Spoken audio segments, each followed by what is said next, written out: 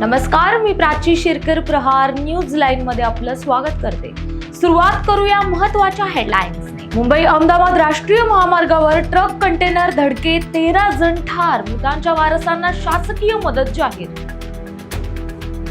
परकीय चलन वाचवण्यासाठी सोने खरेदी टाळा आणि इंधन वाचवा, मुख्यमंत्र्यांचे आवाहन. राज्यात पेट्रोल, डिझेल, एलपीजीची टंचाई नाही, शासनाने दिली माहिती.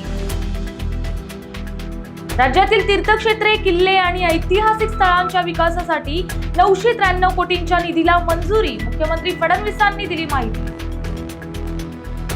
वाठाचे खासदार एकनाथ शिंदेंच्या भेटीला सोशल मीडियात ऑपरेशन टायगरची चर्चा.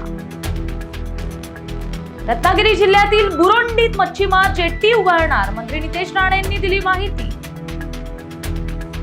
राज्यातील आदिवासी भागात मत्स्य क्रांती करणार, मंत्री नितेश राणेंची माहिती. सिंधुदुर्ग जिल्ह्यात पहिले अंडर वॉटर म्युझियम उभारणार, जिल्हा प्रशासनाने दिली माहिती.